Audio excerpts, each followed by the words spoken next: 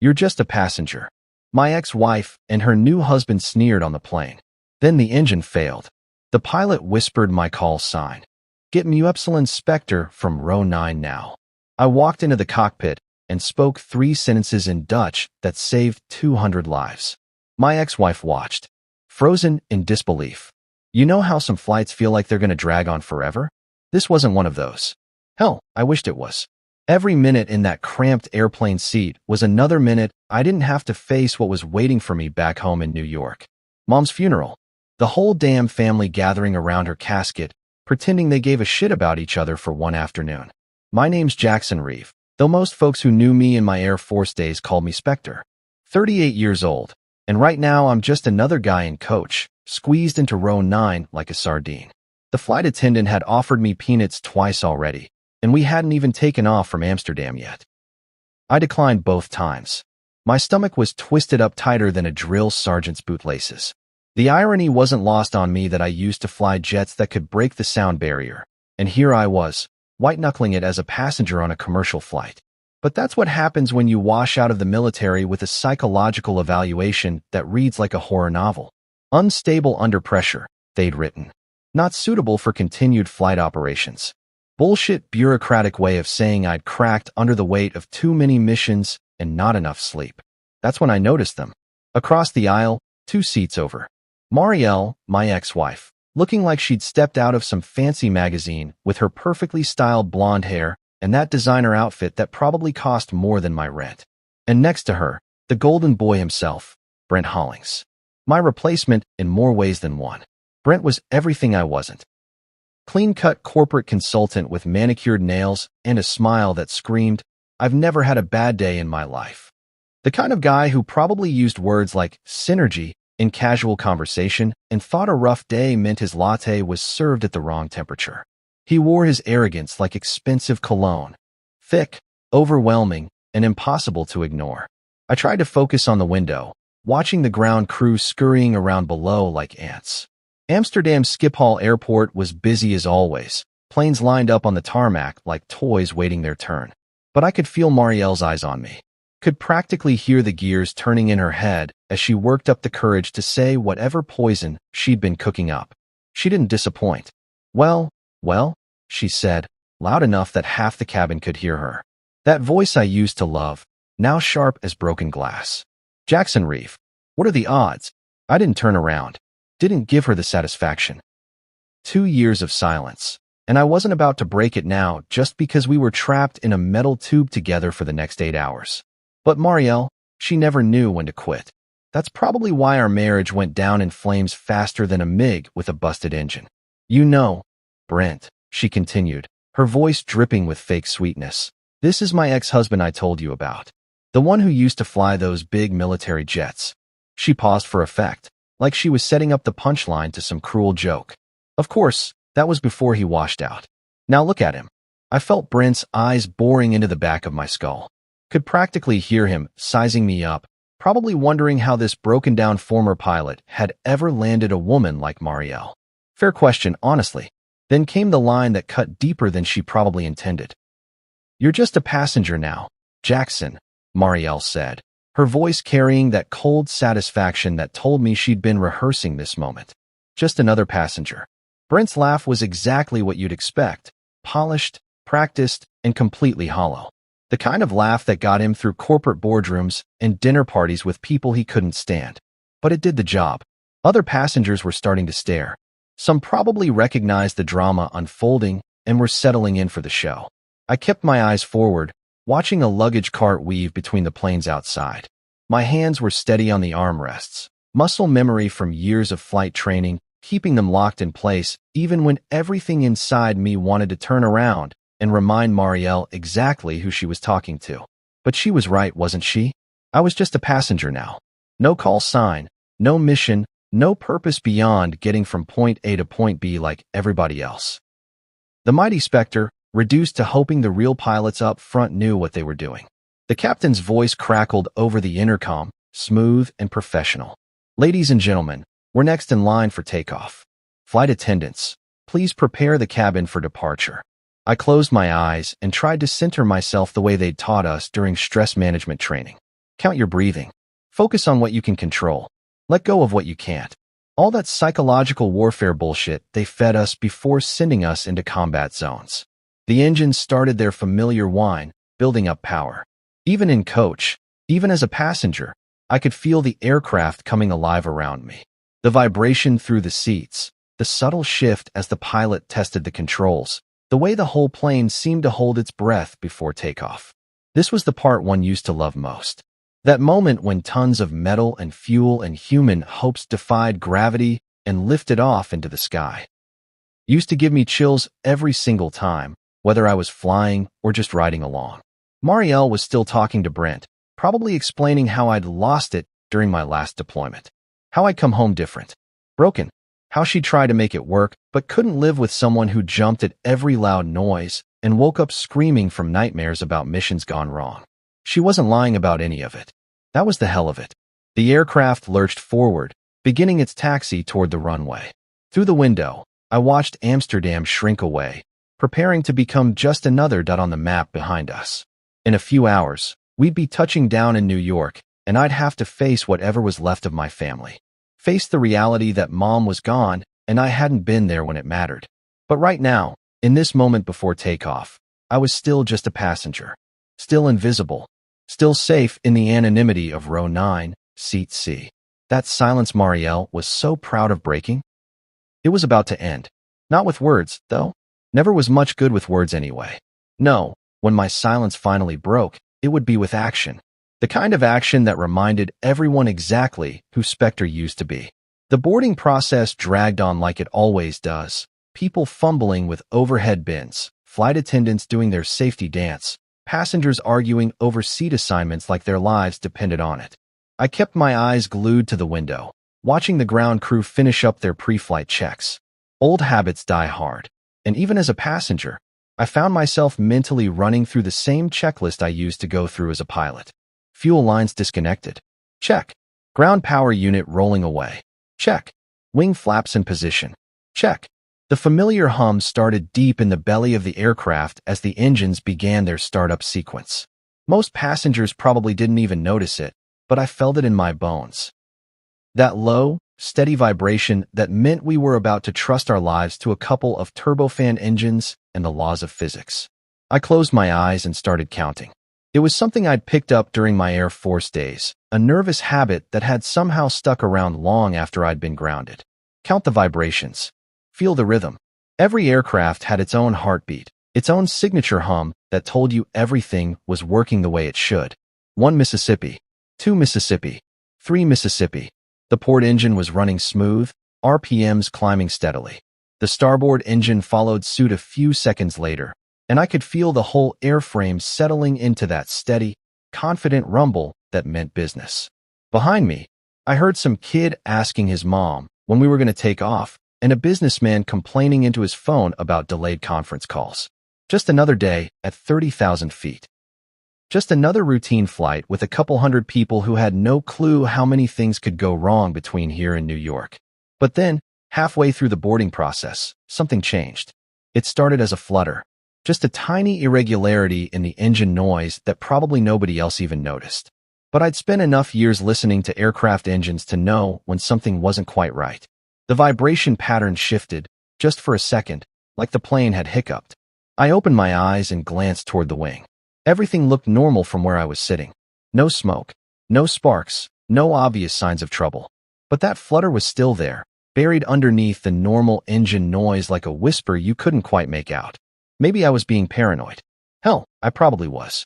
2 years of therapy and enough anti-anxiety medication to stock a pharmacy, and I was still jumping at shadows.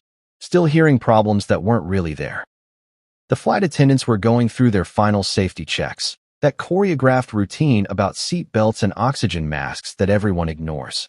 A few more passengers were still filtering in, dragging their carry-on bags and looking for their assigned seats. Everything was normal. Everything was fine, except for that damn flutter. I tried to shake it off, tried to focus on something else. Through the window, I could see the control tower in the distance, probably coordinating our departure slot with air traffic control. The ground was still wet from an earlier rain shower, and the late afternoon sun was painting everything in shades of gold and amber. Then it happened. The explosion hit like a sledgehammer to the gut. 1 second, I was counting engine vibrations and watching raindrops on the window. The next second, the entire aircraft bucked like an angry horse, throwing passengers against their seat backs and sending carry-on bags flying out of overhead compartments that hadn't been properly latched. The sound was indescribable, not just loud, but physically painful, like standing too close to a thunderclap or being inside a cannon when it goes off. The kind of sound that doesn't just hit your ears but rattles your teeth and makes your chest cavity vibrate. People started screaming immediately. Not the excited screaming you hear on roller coasters, but the raw, primal screaming that comes from realizing you might be about to die. A woman 3 rows up was clutching her infant, tears streaming down her face. An old man across the aisle was gripping his armrest so tight his knuckles had gone white. Overhead bins popped open like jack-in-the-boxes, spilling laptops and purses and duty-free shopping bags into the aisles. The cabin lights flickered once, twice, then steadied. Emergency lighting strips along the floors started glowing that eerie green color that means things have gone seriously sideways. And then came the smell. Burning chemicals. Hot metal. That acrid, choking stench that tells you something important just broke in a very bad way. It filled the cabin like smoke from a house fire, making people cough and gag and panic even harder. The oxygen masks dropped. Those yellow plastic cups that everyone jokes about during the safety demonstration suddenly weren't so funny anymore. They dangled from the ceiling like dead flowers, swaying back and forth as the aircraft continued to shudder and buck.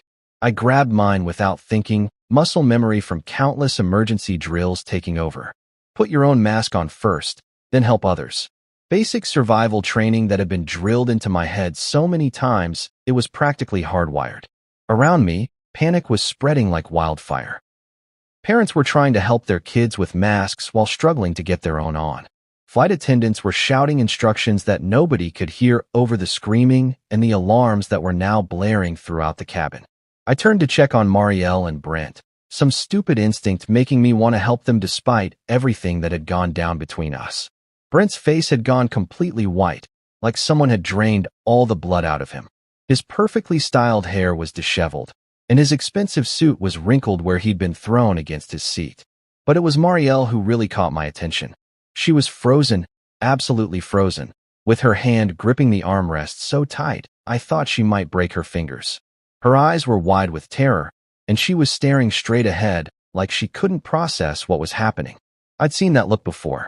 In combat zones, when everything went to hell and people's minds just couldn't keep up with reality. Shell shock, they used to call it. Now they have fancier names for it, but it's the same thing. The moment when your brain hits the emergency stop button and leaves you paralyzed. That's when I heard it. Cutting through all the chaos, all the screaming and alarms and sounds of an aircraft in serious trouble, came a voice over the intercom. Calm, quiet, almost conversational, like someone was asking about the weather. Get me Spectre. Row 9.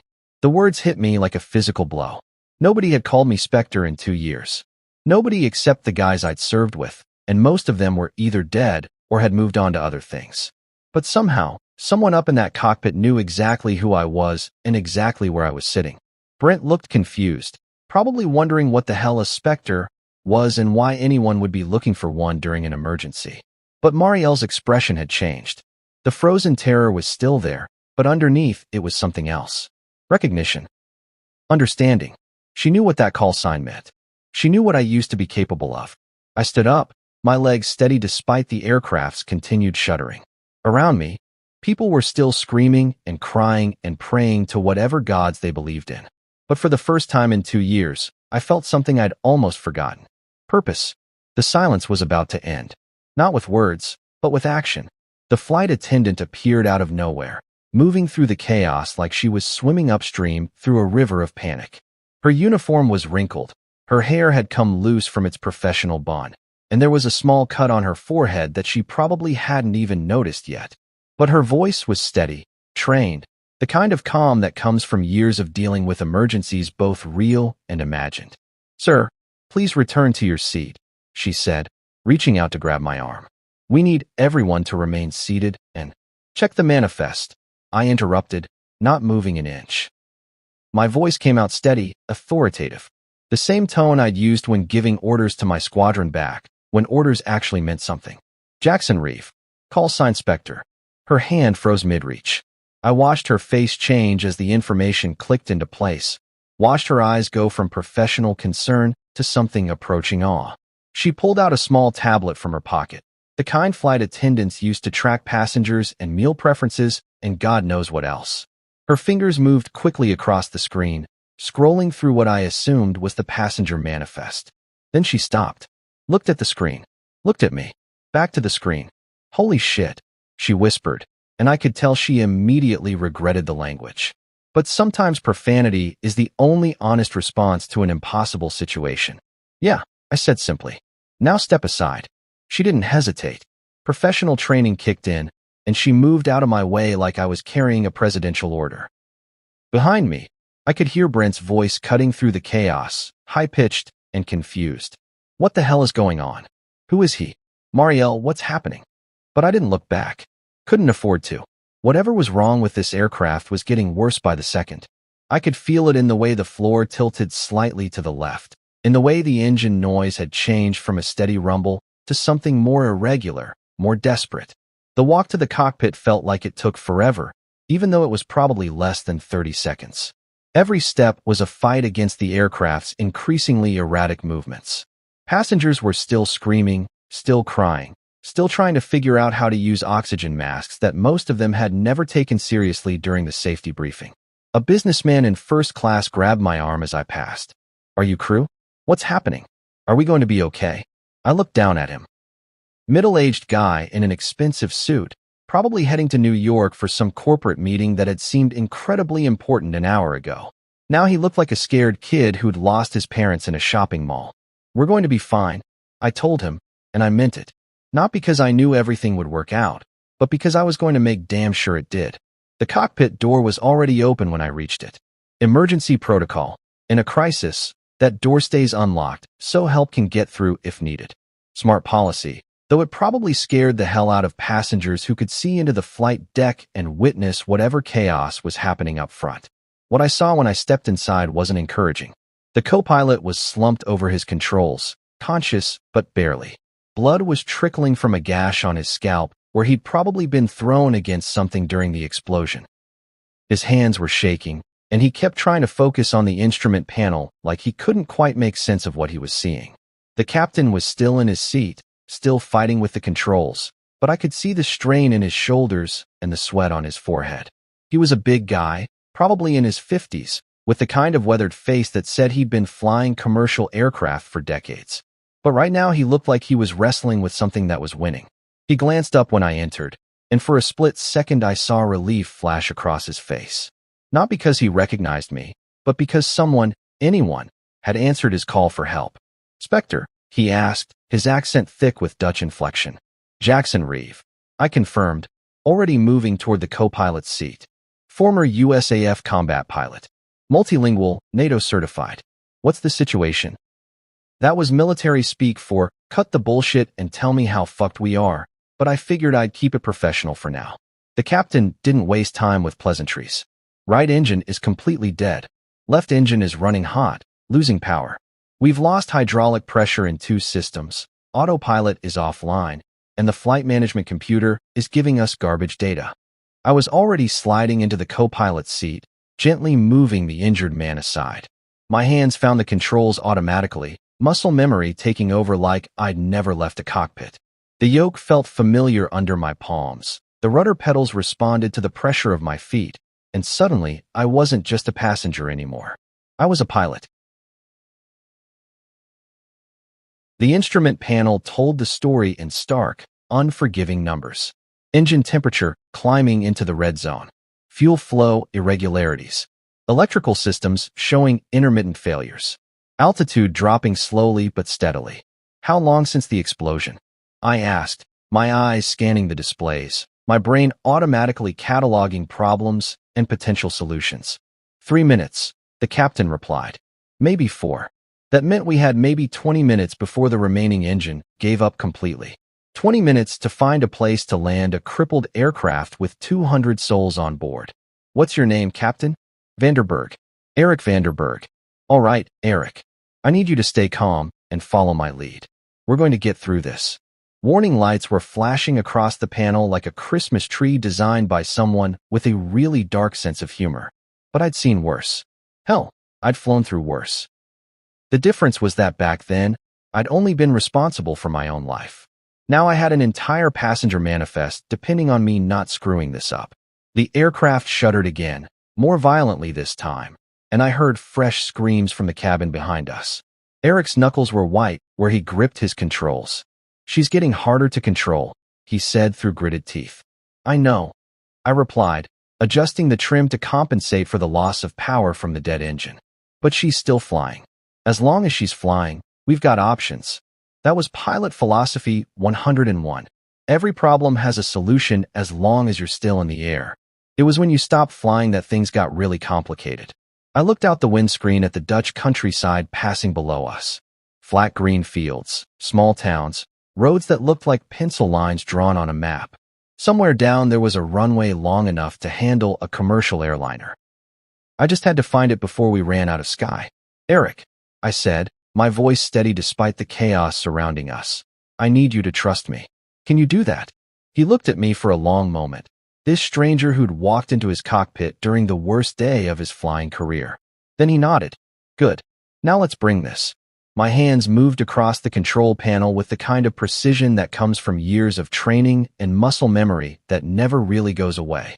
Eric was doing his best to maintain level flight, but I could see the strain in his shoulders as he fought against the aircraft's tendency to yaw left with only one functioning engine. That's when I spotted it. A panel that most commercial pilots probably never touch in their entire careers. Hell, most of them probably don't even know it exists.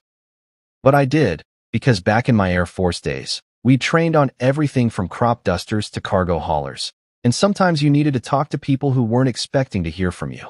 The emergency communications panel was tucked away behind a hinged cover marked with warnings in 3 languages.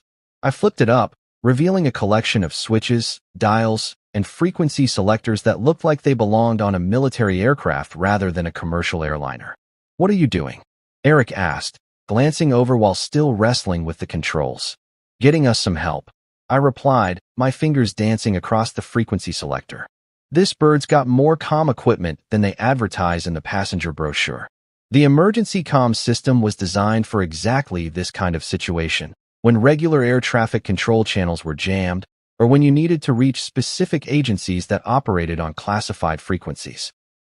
Most civilian pilots never learned how to use it because they never needed to. But I wasn't most pilots.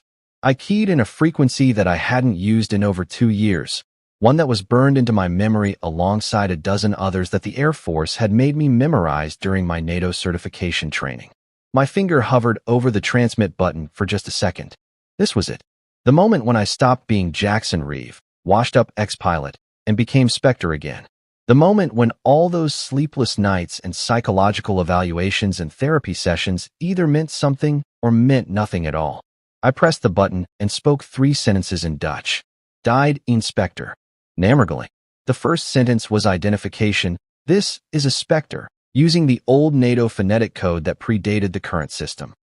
Any military controller worth his salt would recognize it immediately and know they were dealing with someone who had clearance levels that went way beyond civilian aviation. The response came back almost immediately, crackling through the speaker with the kind of crisp professionalism that told me I'd reached exactly who I needed to reach. "Spectre, authenticate with personal call sign and service number." I rattled off my old squadron designation and service number, information that was supposedly classified, but that any real controller would have access to within seconds.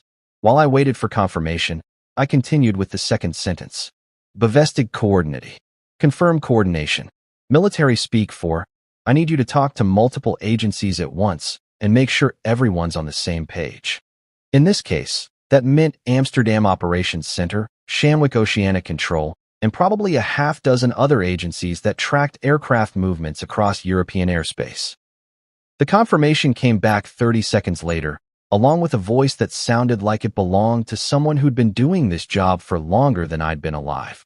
"Spectre, this is Amsterdam Military Control. We have your emergency status confirmed.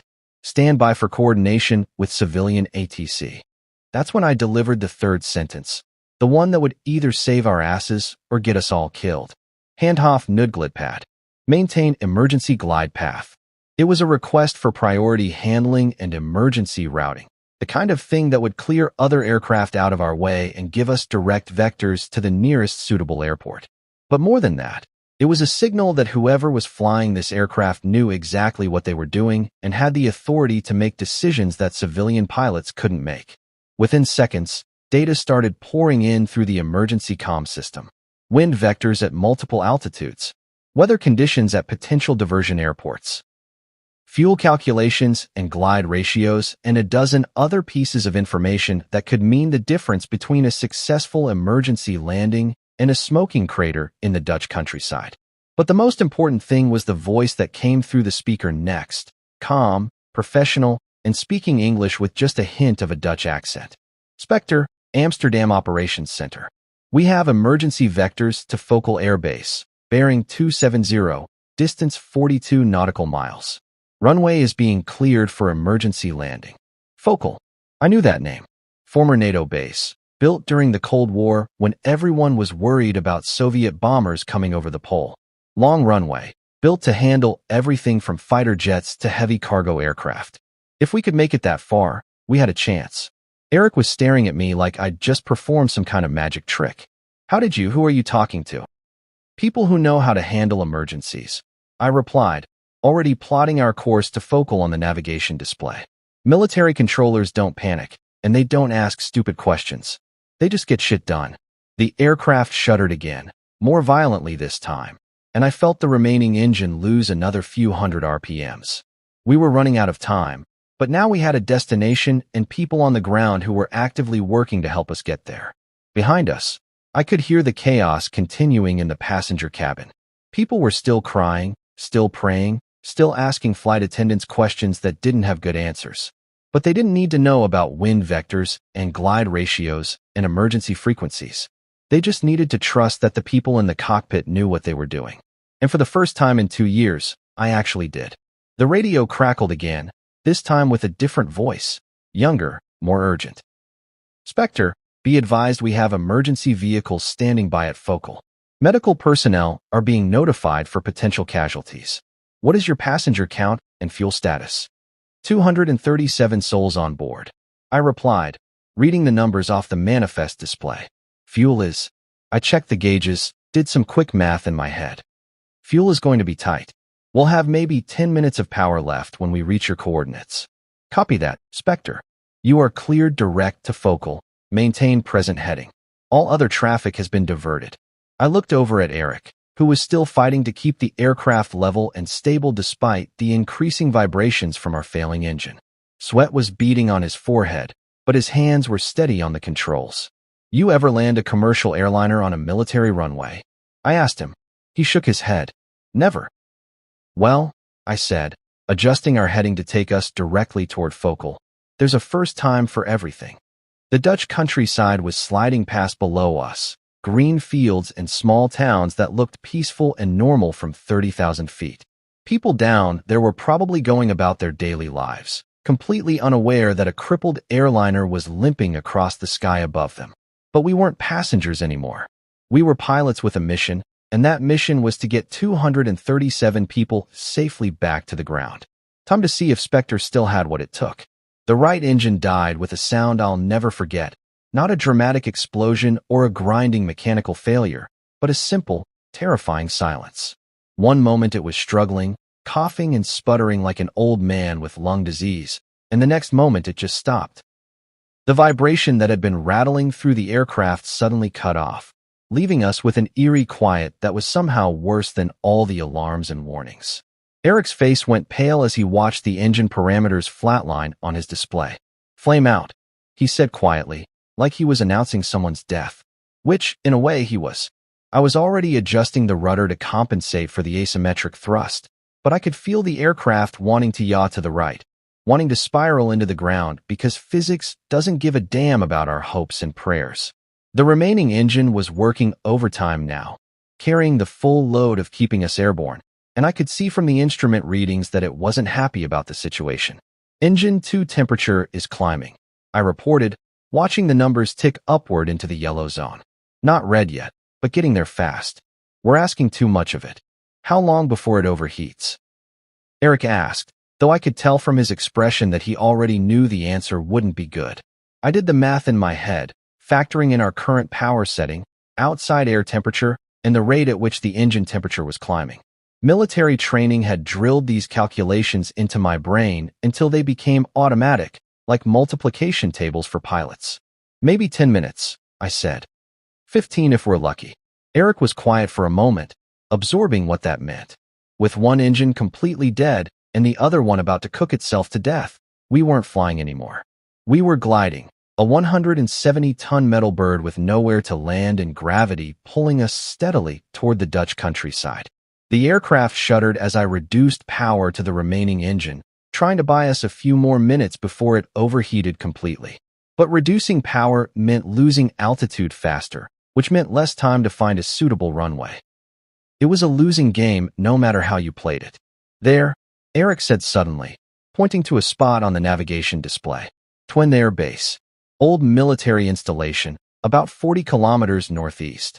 The runway is long enough, and it's still maintained for emergency landings.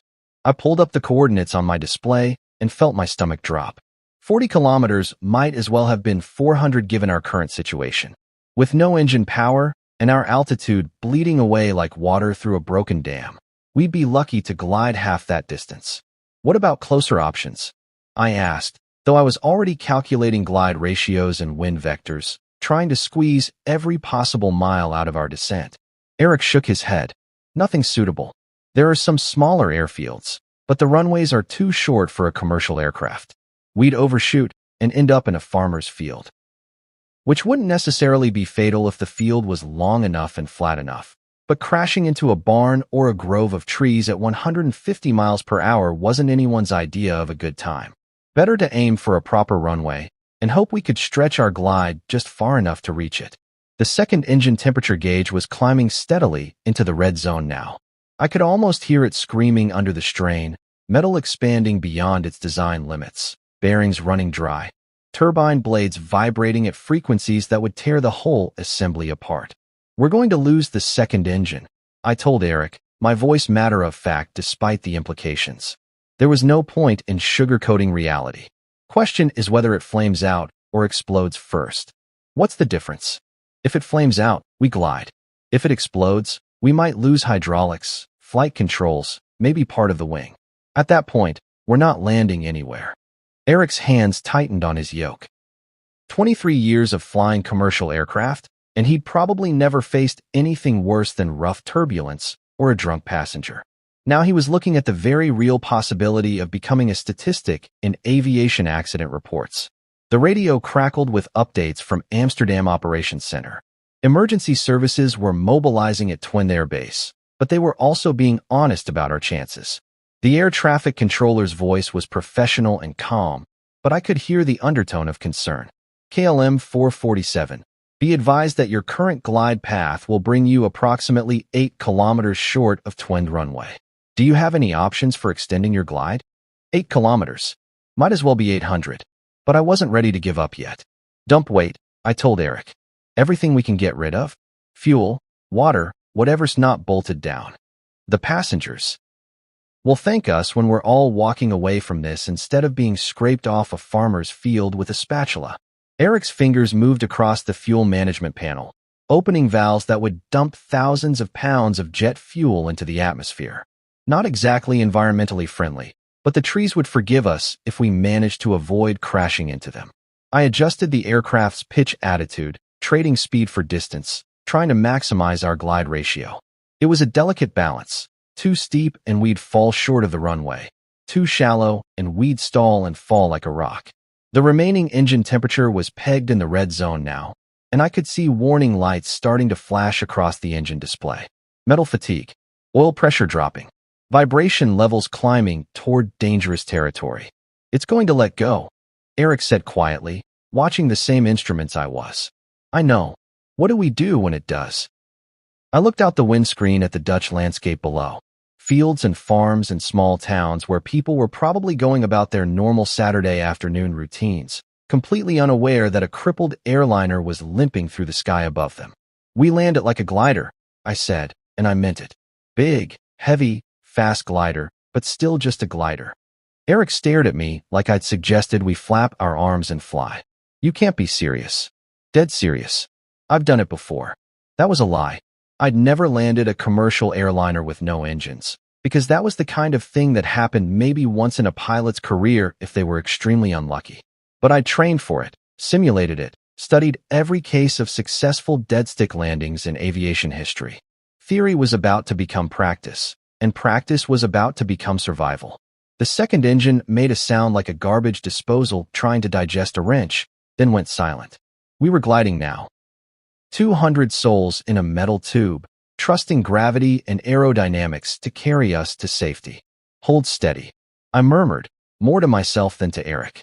"We'll make it," because the alternative wasn't acceptable. Flying a dead airliner is nothing like flying a glider. Gliders are built for this. Lightweight, sleek, designed to ride air currents like a bird.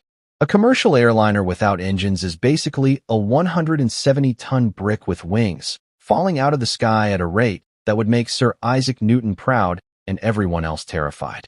But here's the thing about bricks. If you know what you're doing, you can make them skip across water. And if you're really good, really lucky, and really desperate, you can make them land on runways.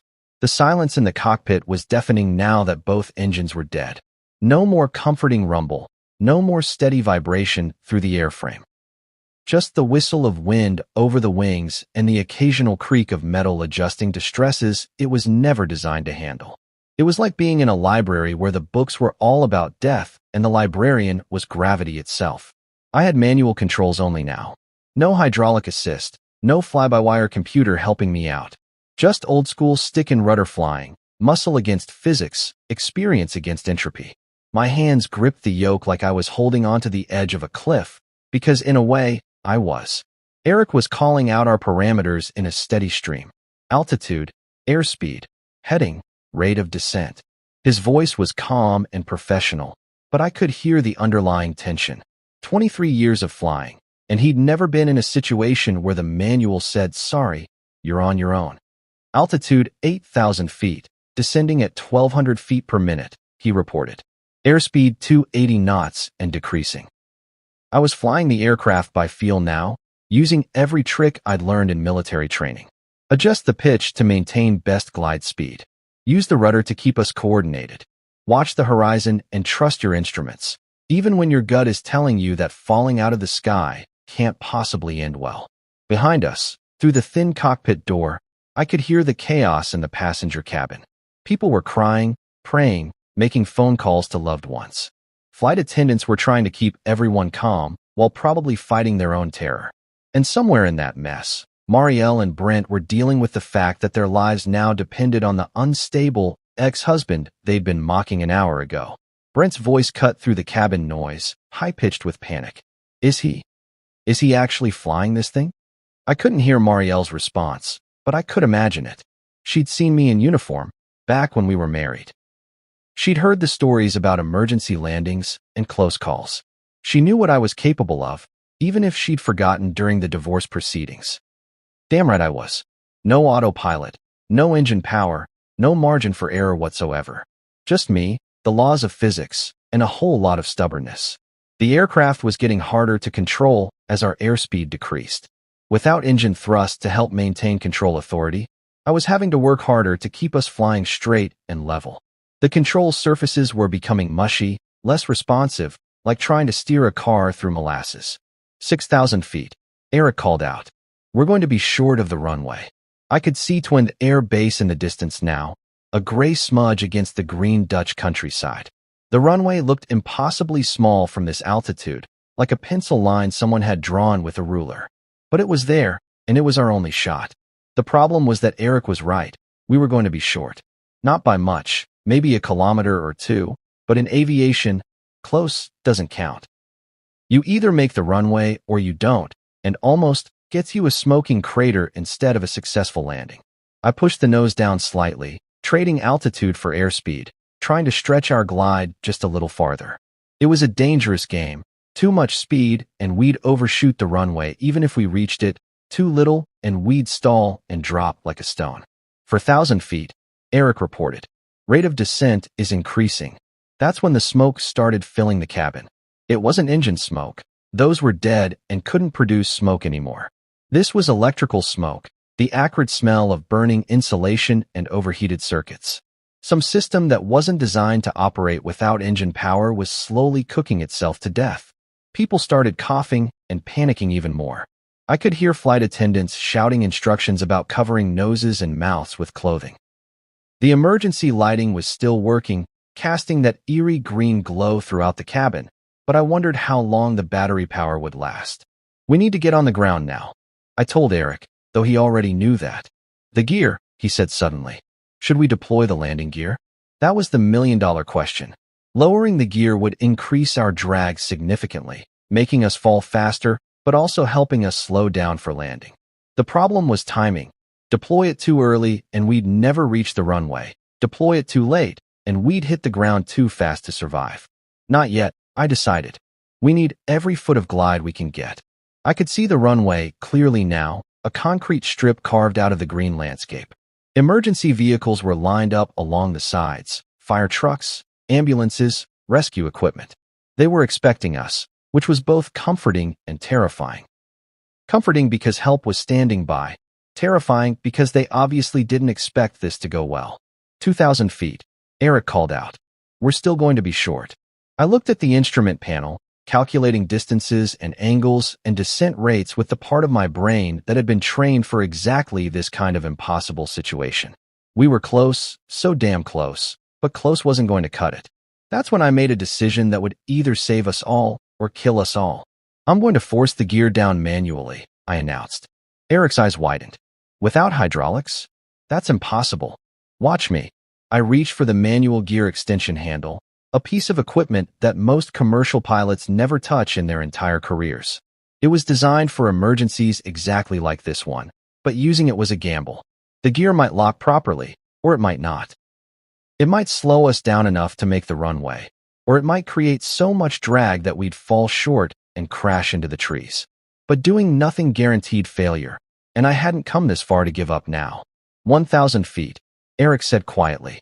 This is going to be rough. I pulled the manual gear extension handle with everything I had. I know. Brace for. The ground rushed up at us like an angry fist, and for a split second I wondered if this was how it was going to end. Not in some heroic blaze of glory, but with me making a crater in a Dutch farmer's field while 200 people screamed my name in terror instead of gratitude. The manual gear extension handle had taken every ounce of strength I had, and I still wasn't sure if it had worked. There was supposed to be a mechanical indicator showing gear position, but half the instruments on the panel were either dead or giving me readings that made no sense. Flying by the seat of your pants takes on a whole new meaning when you're literally guessing whether your landing gear is locked into position. The runway at Twin Air Base looked impossibly narrow from this angle, like trying to thread a needle while riding a roller coaster. What had seemed like a reasonable target from higher altitude now looked like a postage stamp surrounded by trees, buildings, and all kinds of obstacles that would turn our emergency landing into a spectacular fireball. Eric was calling out altitudes like a countdown to doomsday. 500 feet, 400, 300. I could see individual emergency vehicles now, lined up along the runway like toys arranged by a kid playing disaster. Fire trucks with their red lights flashing, ambulances standing by, rescue crews who probably had families they wanted to go home to after what was about to happen. 200 feet, Eric said, his voice tight with concentration. Speed 180 knots. We're coming in hot. Too hot. Way too hot. But there wasn't anything I could do about it now except ride this thing down and hope the runway was long enough to handle an aircraft that was basically a guided missile with passengers. The nose was pointing down at an angle that would have made my old flight instructor have a heart attack. This wasn't a normal approach by any stretch of the imagination. This was a controlled crash, and the controlled part was debatable. 100 feet, Eric announced. Time slowed down the way it does in moments of absolute crisis. I could see every detail of the runway surface, every crack in the concrete, every painted line that marked where normal aircraft were supposed to touch down. Normal aircraft with working engines and hydraulic systems and pilots who weren't trying to land a brick with wings. I made a decision that was either brilliant or suicidal. I slammed the nose down first. In normal landing procedures, you touch down on the main gear first, then lower the nose wheel gently. But this wasn't a normal landing, and I needed to know if our gear was actually locked before I committed to putting the full weight of the aircraft on it. The nose gear hit the runway with a sound like a gunshot, followed by a bone-jarring impact that rattled every rivet in the airframe. The aircraft bounced slightly, a good sign, because it meant the gear was holding, then settled back down with a grinding, scraping noise that sounded like the world's largest cheese grater. "Gear is down," Eric shouted, and I could hear the relief in his voice. "We have contact." But we weren't done yet. Not by a long shot. I leveled the aircraft and brought the main landing gear down onto the runway. The impact was tremendous, harder than any landing I'd ever made in my life. The passengers behind us must have felt like they were in a car accident, thrown against their seat belts with enough force to leave bruises. Sparks flew from the landing gear, bright orange streaks in my peripheral vision. The rubber tires were probably disintegrating under the stress, but as long as the metal gear struts held, we might actually pull this off. The brakes screamed like banshees. Without engine power, I didn't have reverse thrust to help slow us down, so everything depended on mechanical braking and whatever drag I could create with the aircraft itself. I pulled back on the yoke, trying to use the wings as air brakes, feeling the aircraft shudder and vibrate as it fought against physics. We were decelerating, but not fast enough. The end of the runway was coming up like a brick wall, and beyond it was a grove of trees that would turn our successful emergency landing into a really spectacular failure. "Come on," I muttered through gritted teeth. "Come on, you bastard, slow down." The aircraft skidded sideways as one of the main gear tires finally gave up completely. We were sliding now, more than rolling, leaving black streaks of rubber and probably metal on the concrete behind us. The nose gear was vibrating so hard I thought it might shake itself apart. Eric was reading off distances, 1,000 feet of runway remaining. 800, 600. The trees were getting bigger. A lot bigger. I could see individual branches, could imagine the sound they'd make as we plowed through them at however many miles per hour we were still carrying. 400 feet, Eric called out. "We're not going to stop in time." But then, miraculously, impossibly, we did. At exactly 500 feet from the end of the runway, the aircraft shuddered to a complete stop. The sudden silence was deafening. No engine noise, no screaming brakes, no grinding metal. Just the distant sound of emergency sirens and the whistle of wind through damaged aircraft parts. For a moment, nobody moved. Nobody spoke. We just sat there in the cockpit, staring at the trees that we hadn't hit, trying to process the fact that we were alive. Then the cabin behind us exploded with sound. Not screams this time, but cheering. Applause. People crying with relief instead of terror. Someone was shouting, "We made it! We made it!" over and over again. I let go of the yoke slowly, my hands shaking like I had palsy.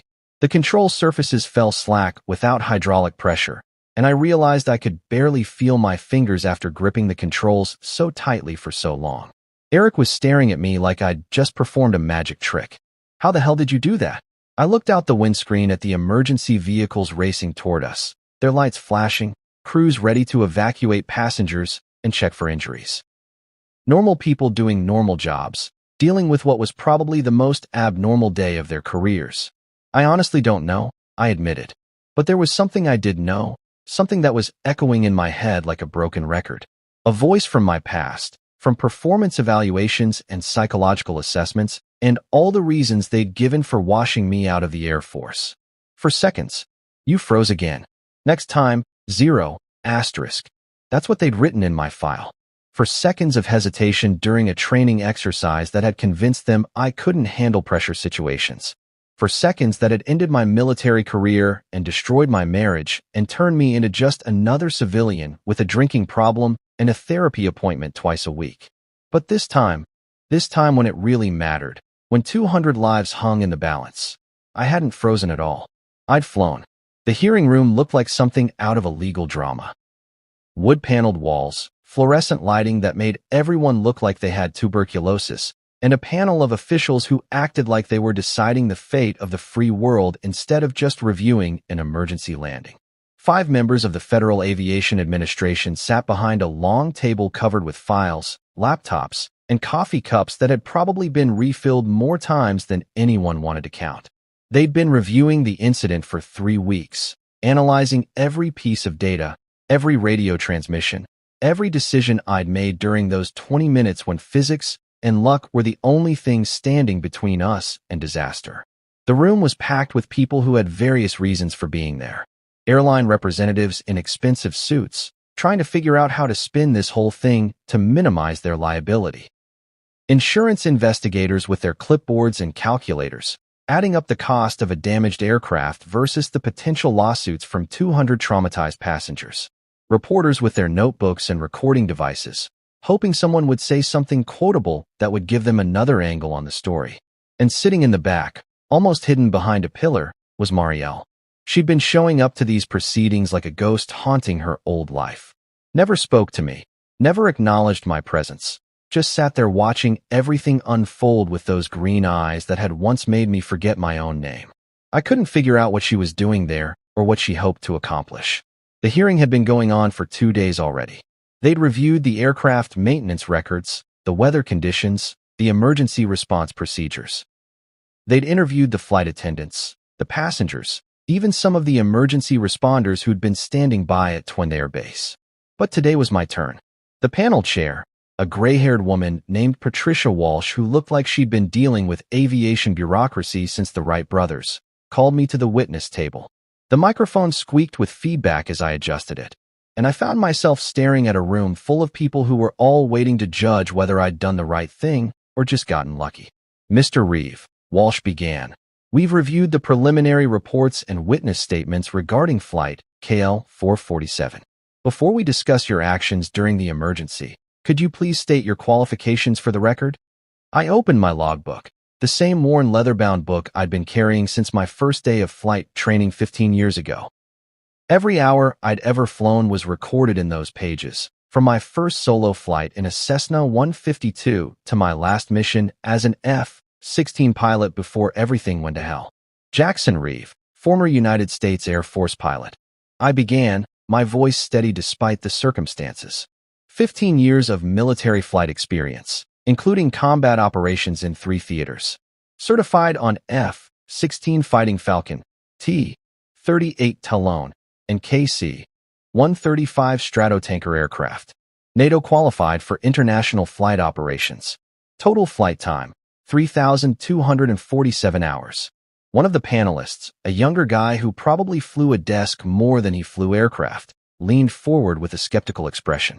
Mr. Reeve, according to your military discharge papers, you were removed from flight status due to psychological concerns. Specifically, the evaluation states that you demonstrated hesitation during critical decision-making exercises. How do you reconcile that assessment with your actions during this emergency? There it was. The 4-second hesitation that had destroyed my military career and probably cost me my marriage. The moment of human uncertainty that had convinced a panel of psychologists that I couldn't be trusted with the responsibility of flying military aircraft. I looked at the panelist for a long moment, then opened my logbook to a page I'd marked with a small piece of paper. The evaluation you're referring to was based on a single training exercise conducted under simulated conditions, I said.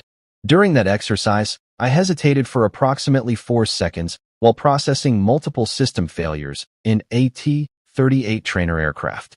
The evaluating psychologist determined that this hesitation demonstrated unsuitability for continued flight operations.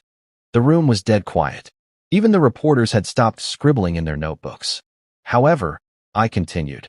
The evaluation failed to account for several factors. First, the simulated emergency was intentionally designed to be unsolvable using standard procedures. Second, my 4-second hesitation occurred while I was calculating alternative solutions that weren't covered in the training manual. Third, and most importantly, the evaluation was conducted in a controlled environment where the only consequence of failure was a poor grade. I closed the logbook and looked directly at the skeptical panelist. Flight KL-447 was not a controlled environment. There were no safety nets, no reset buttons, no opportunity to try again if I made the wrong decision. 200 lives depended on getting it right the first time. The panel chair made some notes on her legal pad, then looked up at me. Mr. Reeve, let's discuss your decision to access the emergency military communication system. That equipment is classified and restricted to authorized personnel only. What gave you the authority to use it? Nothing gave me the authority, I admitted. But someone in that cockpit needed to establish direct communication with air traffic control centers that could coordinate our emergency landing. Captain Vanderberg didn't have the training or clearance to use military communication protocols. I did. So you broke federal law. I saved 200 lives. Another panelist, an older man with the weathered look of someone who'd spent time in actual cockpits, spoke up. Mr. Reeve, walk us through your decision-making process during the final approach. Why did you choose to deploy the landing gear manually rather than attempt a belly landing? This was the technical stuff I could handle. Numbers and physics and engineering problems that had clear solutions if you knew what you were doing. A belly landing would have required a longer, perfectly smooth runway with emergency foam deployment, I explained. Twin Air Base didn't have foam capability, and the runway length was marginal for our approach speed. Deploying the gear manually was a calculated risk, but it gave us the best chance of stopping within the available runway distance. They asked about wind vectors and approach angles and descent rates. They wanted to know why I'd chosen to touch down nose gear first instead of following standard landing procedures. They questioned every decision I'd made during those final minutes when we were gliding toward what might have been disaster. I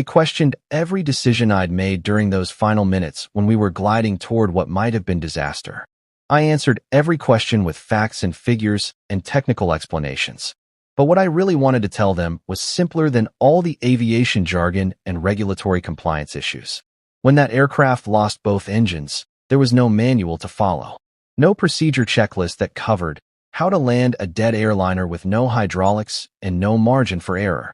There was just training and instinct and the absolute certainty that failure wasn't an option.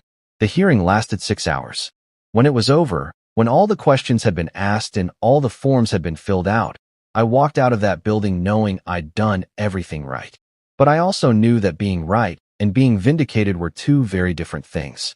As I pushed through the lobby doors into the afternoon sunlight, I saw Marielle standing by the parking garage elevator. She was alone, no Brent in sight, just her and a manila envelope she was clutching like it contained state secrets. For the first time in 2 years, she looked directly at me. "Jackson," she said quietly, "we need to talk." 3 weeks after the hearing, I got a phone call from Eric Vanderberg.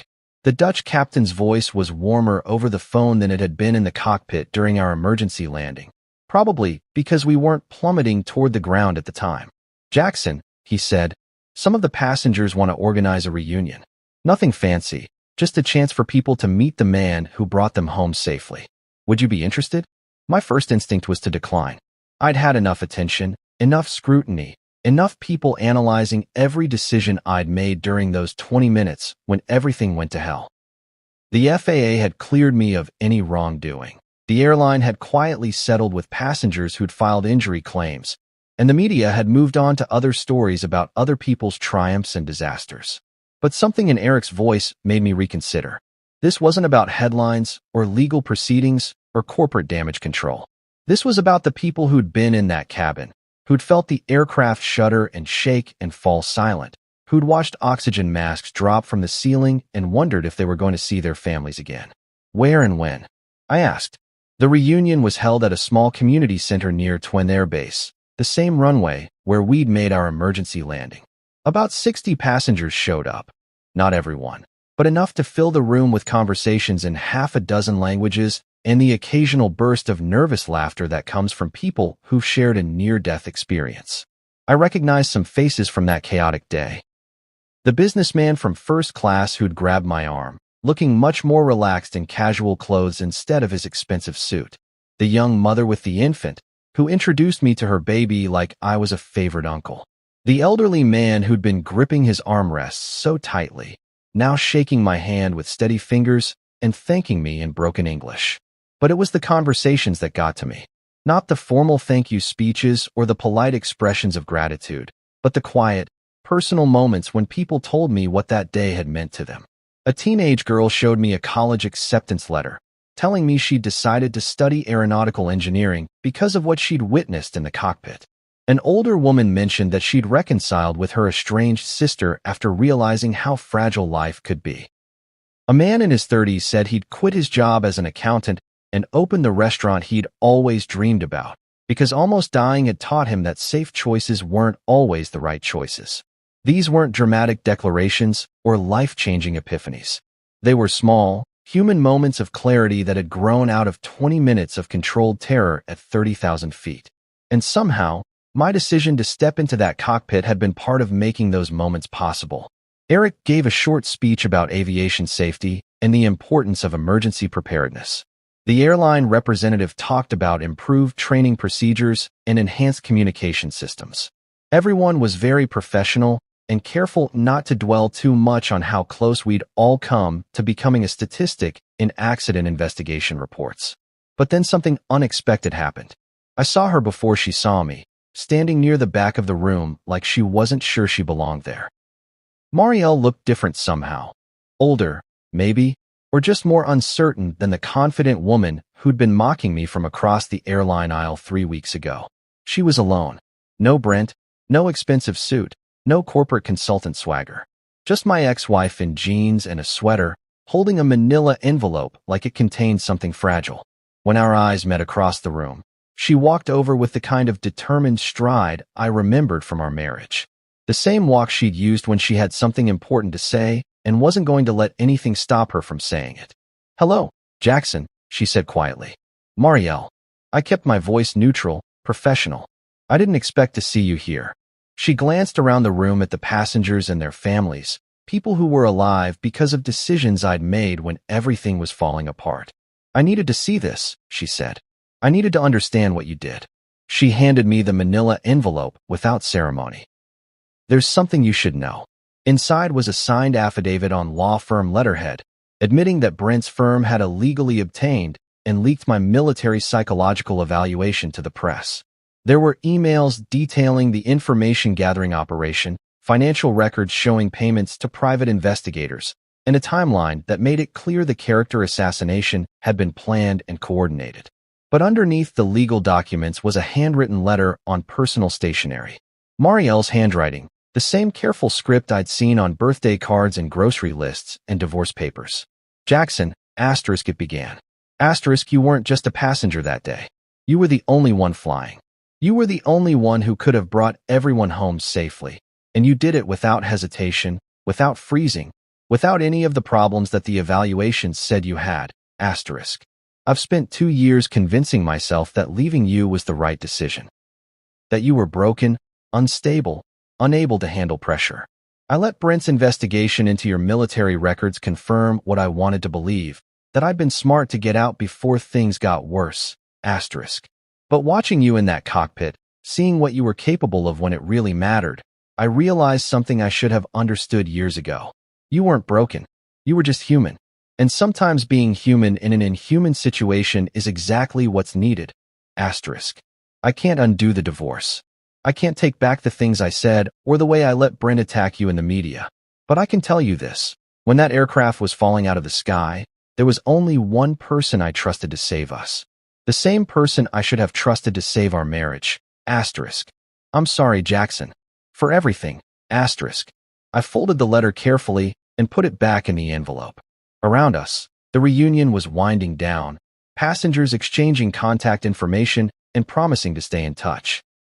Normal people returning to their normal lives, carrying with them the memory of a day when normal hadn't been enough. "Thank you," I told Marielle, "for the affidavit and the letter." "The affidavit should help Sabine with the legal case against Brent's firm," she said. "As for the letter," she shrugged. "I just needed you to know that I finally understand who you really are." I looked around the room one more time, at all these people who were alive because I'd remembered how to fly when it mattered most. At Eric Vanderberg, who trusted a stranger with the lives of his passengers. At passengers who'd found new directions in their lives because of 20 minutes of controlled chaos. "I'm the same person I always was," I told her. "You just weren't looking." Later that evening, I drove back to my hotel and opened my logbook to a fresh page. At the top, I wrote the date and the location. Then, In the space reserved for remarks, I wrote something I'd never put in any official record. Lesson learned. They tell you to hold steady when everything is falling apart. But sometimes holding steady isn't enough. Sometimes you have to fly. Asterisk. Final note. 4 seconds of hesitation in a training exercise doesn't define a pilot. 20 minutes of precision flying in a real emergency does. Asterisk. Teach them to hold steady, even when the world says they can't. Asterisk. Especially when the world says they can't. Asterisk. I closed the logbook and looked out the window at Twin Air Base in the distance, where emergency vehicles still stood ready for the next crisis, the next impossible situation that would require someone to do the impossible. Somewhere out there, another pilot was probably struggling with self-doubt, wondering if they had what it took when everything went wrong. Another marriage was probably ending because someone couldn't see past the psychological evaluations to the person underneath. But that wasn't my problem anymore. I'd landed the plane. I'd brought everyone home. And that was enough.